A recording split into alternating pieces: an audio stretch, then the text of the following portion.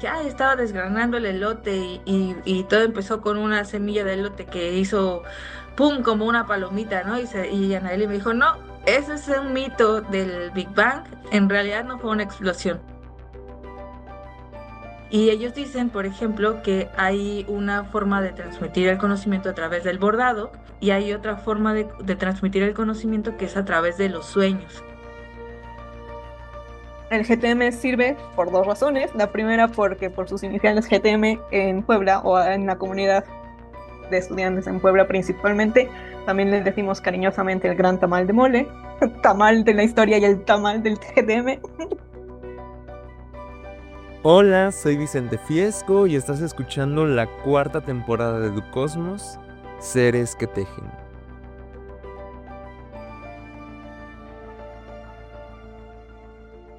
En el marco del Día Internacional de la Mujer llegan con nosotros dos mujeres increíbles, dos mujeres fascinantes, dos mujeres que han trabajado en un proyecto súper mega cool, que es el día en que la Gran Madre reveló cómo cocinó el universo, que es un libro en el que han estado trabajando y que está padrísimo y que nos vienen a presentar.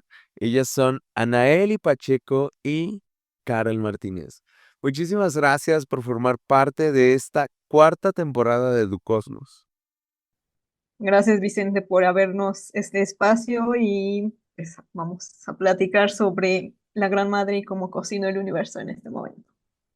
Muchas gracias, Vicente, también por la invitación y pues también aquí somos fans de Educosmos. No, y yo soy fan de ustedes, en verdad. En aquel eclipse que tuve la oportunidad de conseguir con Anaeli, que justamente me hablaba muy emocionada de este libro, pues ya que lo vi, que empecé a leer la sinopsis, fue muy padre. Y pues me gustaría que me hablaran ustedes acerca de esta idea de la gran madre cocinando el universo. Pues utilizamos la idea de un tamal y asemejarlo con lo que pasó cuando se creó el universo, según la teoría del Big Bang. Y esta gran madre es, como realmente científicamente no sabemos qué pasó antes del Big Bang, entonces, pues hay un personaje que es la gran madre, que es la que empezó con esta idea del Big Bang, con un tamal. Entonces, eso, básicamente, ese es el spoiler de todo el libro. Pensamos como actividades principales, pensando en esta gran madre, tendría que ser algo relacionado con el tejido, algo relacionado con comida. Pensamos tal vez un proceso de desgranar el maíz. Me acuerdo cuando estábamos iniciando con las historias, en algún momento yo dije, ay, estaba desgranando el elote y todo empezó con una semilla de elote que hizo pum como una palomita, ¿no? Y Anaeli me dijo, no, ese es un mito del Big Bang, en realidad no fue una explosión. Entonces empezar a buscar todo un proceso gastronómico que fuera más similar a lo que ocurrió y entonces apareció el tamal. No, y ya hasta se antojan. Uno piensa en los tamales que uno va a comprar los domingos tempranito fuera de la iglesia. Pero ¿de qué tipo de tamal hablamos? ¿Cómo es este tamal en el cual se encuentra este universo? Sí, de hecho eso que mencionas de los diferentes tipos de tamales también fue algo que nos encontramos en todo este proceso de, sobre todo en el tema de la ilustración, que las personas que nos apoyaron con esta ilustración son de la península de Yucatán, de diferentes regiones, y entonces es diferente el tamal que yo, por ejemplo, cuando pensé en el tamal, para hacer la analogía en el libro, estoy pensando en el tamal que nosotros en Puebla conocemos como un tamal, que es medio porosito, es esponjoso, pero es porosito y no es tan sólido. No sé, como tan sólido, es un poquito más poroso, un poco más seco que otros tamales. Por ejemplo, el que aquí en Puebla le llamamos el tamal jarocho, es un poquito más compacto y no se ve tanta porosidad, es un poquito más húmedo. Y entonces ese también fue otro problema que tuvimos, como decía, cuando pasó la ilustración, que las personas que hicieron la ilustración en Yucatán tenían en su mente un tamal yucateco, y entonces no era el tamal que nosotros teníamos en mente. Y digamos, la idea de los elementos que contiene este tamal universo es básicamente esta misma idea que tenemos ahorita científicamente sobre el Big Bang, que es un punto muy pequeño, muy compacto de material muy, muy caliente, que es como pensamos que se hace un tamal, y que empezó a crecer y a esponjarse y generar estas nuevas estructuras que ahora vemos, ¿no? En el momento actual. Escoger el tipo de tamal, cada uno tenía su tipo de tamal en mente.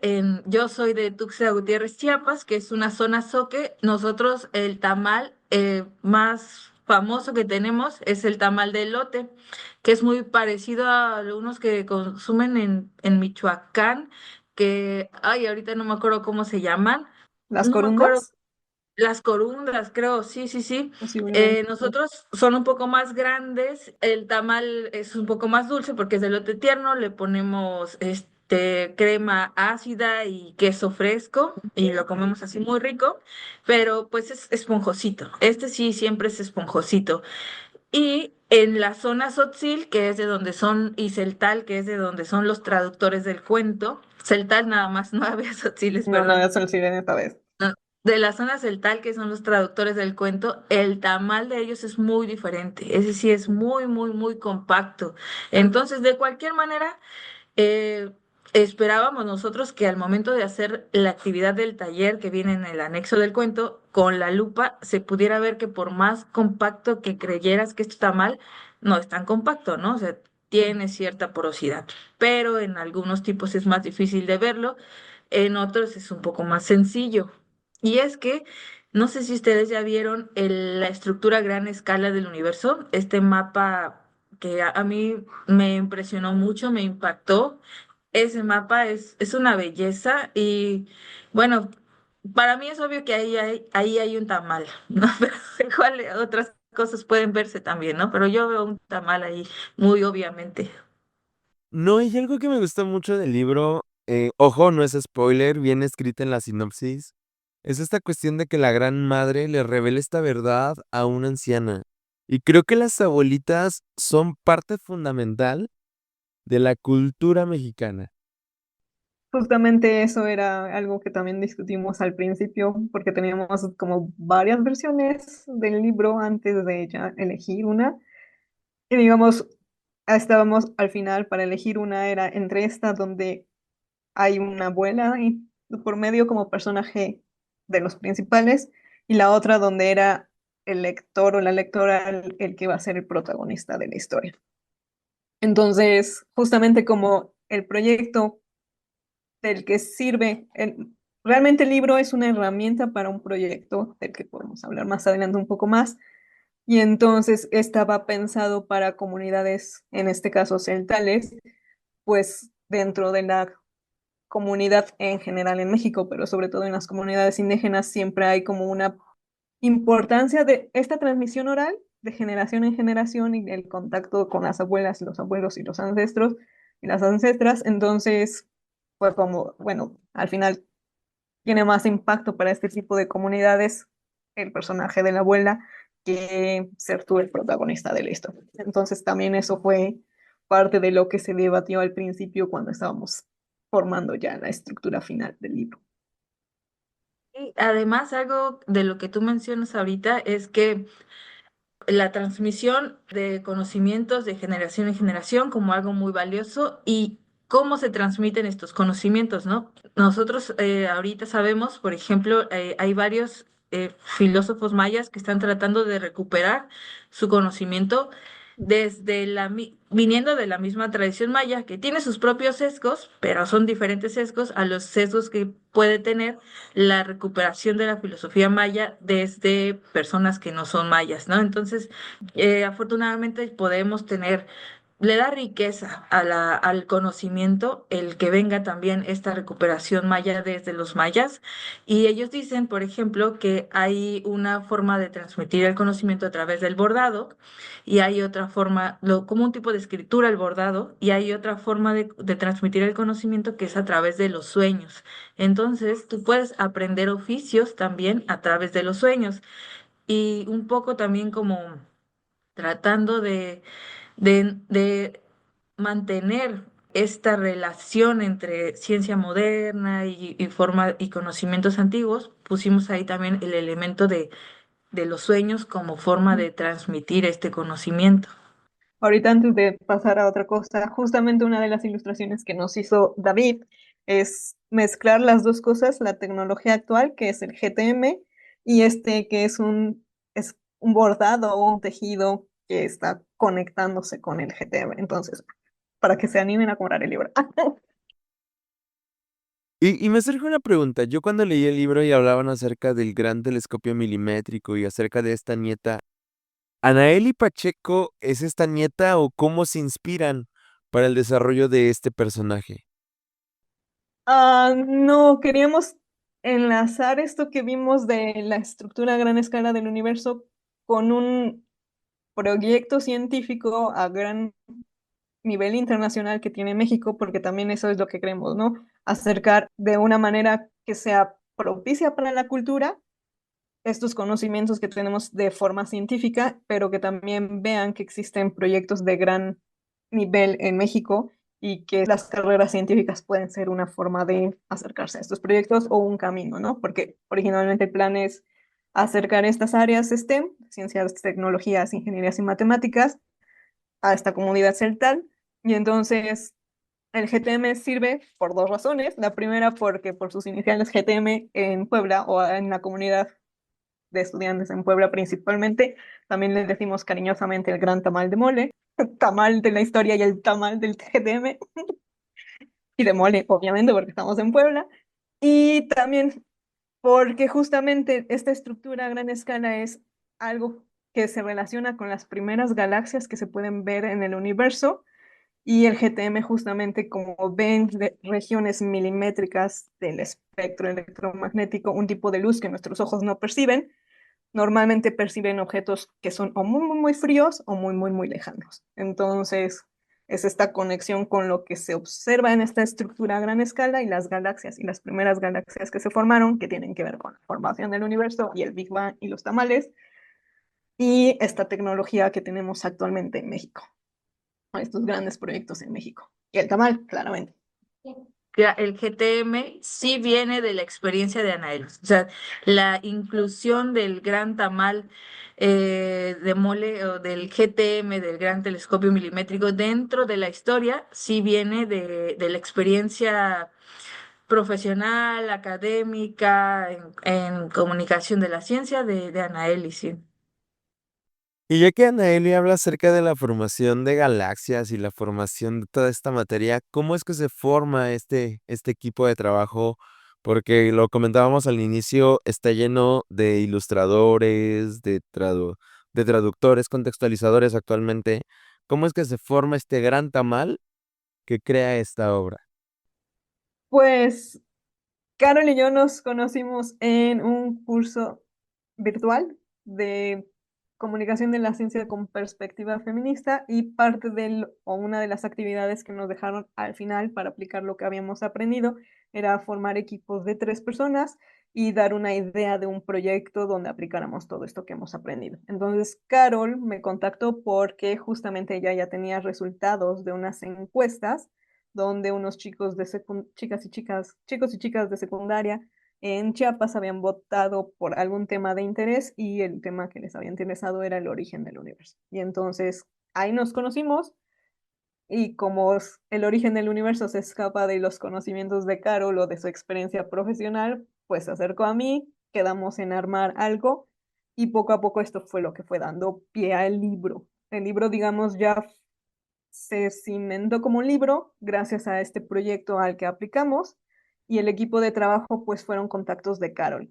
Fue todo un proceso de aprendizaje porque era la primera vez que yo tuve la oportunidad de hacer comunicación de la ciencia y que yo tuve esa espinita, pues, ¿no? Entonces, que yo tengo una formación en ciencias genómicas, hice una maestría en biología integrativa en Simpestado Irapuato, que es un poco muy dentro del área de ciencias biológicas, ¿no? Y yo decía, bueno, yo quiero hablar, hacer comunicación de la ciencia sobre los genomas y sobre las células y las cosas que a mí me interesan, ¿no? Entonces, estaba yo gestando mi propio proyecto con base en lo que a mí me interesa, pero algo me dijo antes, pregúntales a los estudiantes qué les interesa más, ¿no? Algo así, una vocecita ahí chiquita de mí.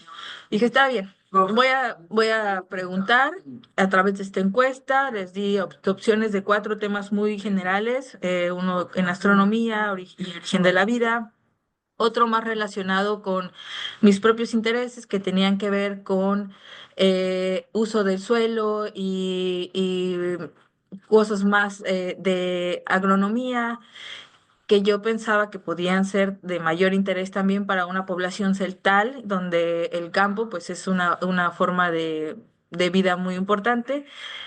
Y otro tema de salud y vacunas y medicamentos y otro tema relacionado más con la sustentabilidad y la deforestación. Y pues a los jóvenes lo que más les interesó fue el origen de la vida y los temas relacionados con astronomía. Tuve la oportunidad de platicar con ellos y preguntarles de manera directa por qué se les había interesado más y algunos sabían cosas así como súper a detalle de qué estaba pasando en Marte, qué estaba pasando con las lunas de otros planetas. Otros, más que nada, movidos por el no conocer mucho del tema, por ser un tema que estaba muy, muy ajeno a su cotidianidad y eso los motivaba a querer saber más. Y pues yo sí encontré en este taller, me puse a revisar las listas de los participantes y vi a Anaeli, ¿no? Dije, le voy a escribir en privado, le voy a preguntar si quiere trabajar en este proyecto conmigo, porque nos dieron este espacio para hacer un proyecto. No sé si nos dieron como 2 o 3 días, no me acuerdo bien, y algo así, ¿no? Era poquito tiempo. Sí, bueno, como mucho fue como una semana y eso ya es mucho. Sí, sí, Yo también con la fue presentación. poquito tiempo. Ok. Y ya le escribí por privado, contacté a otra chava más que estaba ahí mismo. Ella estaba haciendo su licenciatura en una carrera de la UNAM que tiene que ver con gestión intercultural, algo así. Ahorita la verdad no me acuerdo muy bien cómo se llama esa carrera de la UNAM, pero ella nos orientó, nos orientó bastante porque, bueno, platicamos sobre los mitos, las historias alrededor del origen del universo en las sociedades prehispánicas. Casi todas tenían, las que conocíamos, tenían aspectos muy patriarcales e incluso del cristianismo, o sea, que no podíamos ya saber si eran en realidad prehispánicas o si ya eran, o sea, era muy difícil poder eh, diferenciar entre que si eran prehispánicas o no, porque tenían muchos aspectos del cristianismo, de los valores cristianos. Entonces, eso nos hacía un poco como que decir, bueno, tal vez no va a ser fácil encontrar o no va a ser posible encontrar una historia que sea realmente prehispánica. Y ella nos dijo, nos dio el tip de que los relatos orales no tienen la misma legislación que las construcciones, los edificios, ¿no? Que los edificios no los puedes modificar y si los tienes que modificar tienes que meter muchas cosas, ¿no? Nos dijo, no, los relatos orales no están sometidos a ese tipo de legislación. Los relatos orales se pueden creer y cambiar y transformar conforme tú quieras y no tienen ese tipo de regulación, ¿no? Entonces ya dijimos, pues inventemos nuestro propio relato. Ella llegó a ese taller, ya luego ella ya no se mantuvo en el equipo y ya solo seguimos Anaeli y yo. Y ya después fue que buscamos oportunidades para financiar nuestro proyecto y fue que tuvimos que ya formarnos más de manera formal como un equipo de trabajo y una vez que tuvimos el dinero, pues ya empezar a hacer la selección de ilustradores, de traductores. Yo trabajaba en ese entonces en la Universidad Intercultural de Chiapas y ahí hay muchos profesores de diferentes lenguas originarias de México y pues fue muy sencillo buscar amistades, personas que conozco que han que trabajado traduciendo libros, incluso de ciencia, de química, de biología. eh, no habían traducido nada de astronomía, entonces sí fue un reto muy grande para ellos, pero pues Anaeli les estuvo dando bastantes cursos y pláticas para irles explicando de otras maneras los conceptos astronómicos. Yo creo que varias personas que nos están escuchando ya están emocionadísimas por comprar el libro, entonces, ¿dónde pueden comprar este libro y por qué comprarlo? ¿Por qué animarse a adquirir esta gran obra? ¿Dónde conseguir el libro? El libro, precisamente como formó parte de un proyecto que digamos eso, el libro es una herramienta para llevar a cabo estos talleres que se dieron en el Colegio de Bachilleres en Tenejapa, digamos, por ese parte del proyecto o por la razón del proyecto, el libro está en esta editorial que se llama Grupo Igneo en un esquema que se llama impresión bajo demanda, es decir, no lo vas a poder encontrar en las librerías de cualquier lugar porque no están impresos para que vayas tú a una librería a comprarlo. Lo tienes que solicitar directamente con la editorial y como es impresión bajo demanda, toma un poco de tiempo a que en lo que solicitas tu libro y te llegue, ¿no? Porque se va imprimiendo conforme van pidiéndolos. Y también los pueden comprar a través de Amazon si no viven en México, por ejemplo, y hay una versión electrónica, un ebook. Ese no se lo recomiendo mucho que lo compren porque por políticas de Amazon, el libro, como mencionó en algún momento Carol, tiene un anexo de actividades que la idea es que se puedan utilizar para comprender un poco más a fondo ciertos conceptos, porque al final de cuentas el libro es un cuento, entonces no es un libro tal cual como de divulgación científica con conceptos, con definiciones, con números, con datos, sino es utilizar una mezcla de esta narrativa, imaginación, las ideas y los conceptos, analogías con estos conceptos científicos y mezclarlos.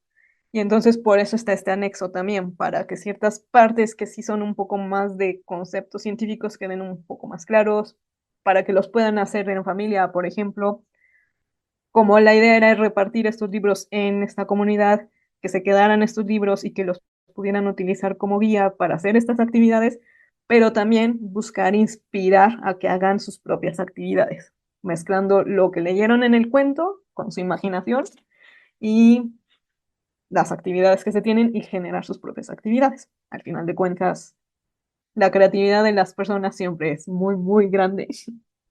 ¿Y por qué comprar el libro o por qué buscar el libro? Porque es un trabajo que la verdad quedó muy bonito. No es por nada. Las ilustraciones están muy, muy bonitas. Y bueno, eso, y que también es un libro bilingüe, que a lo mejor eso no lo hemos remarcado mucho. Hablamos de la traducción en la comunidad celtal, pero es un libro que viene en español y en celtal. Entonces, es un trabajo que yo creo que todas las personas que formamos parte de él le invertimos mucho tiempo y cariño y sabemos que no siempre es fácil conseguir libros que hablen cosas de este tipo, ¿no? Entonces también esa es una cosa muy importante que mencionar. Hay mucha divulgación científica, pero casi todos los libros que se hacen son libros, así como decía, de conceptos duros, números, mucha ciencia que está bien, pero este es un trabajo que mezcla un poco de ambas cosas, de la parte humana y la creatividad de las personas con estos conceptos científicos y que creo que puede ser una buena herramienta para que, ya sea en familia o en la escuela, puedan trabajar estas ideas también y echar a volar su imaginación, que a veces con la inteligencia artificial ya nos estamos fiando mucho de ella cuando nuestro cerebrito también hace esas cosas. Y también una otra opción que se puede hacer es si hay como propietarios de librerías pequeñas, librerías comunitarias, librerías locales, se pueden contactar con Anaeli o conmigo y nosotras hacer el pedido con precio de autor y ya las librerías manejarlas dentro de sus estantes y ofrecerlos así.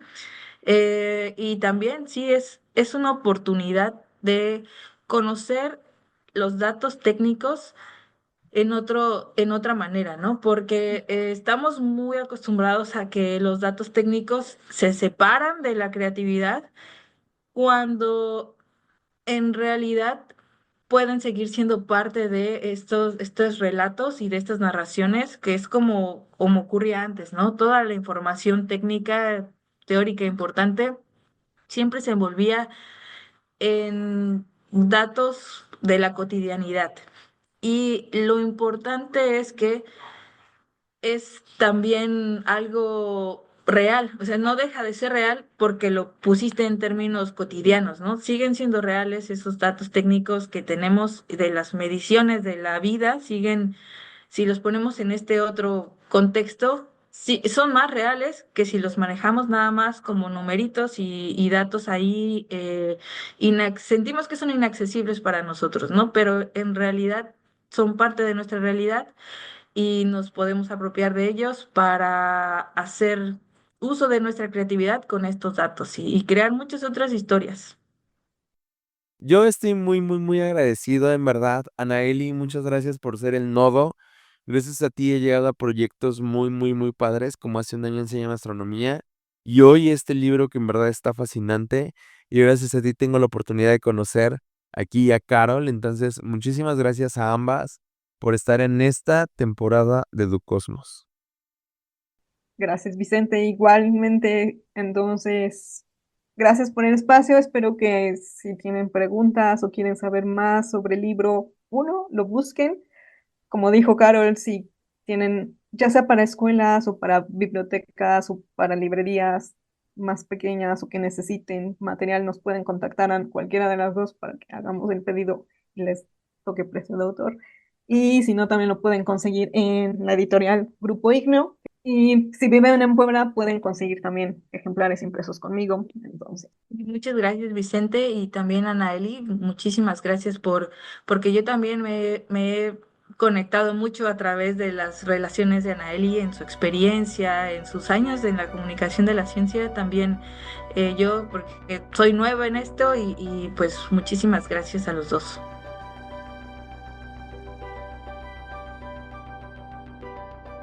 Hola, soy Vicente Fiesco y estás escuchando la cuarta temporada de Ducosmos, Seres que Tejen.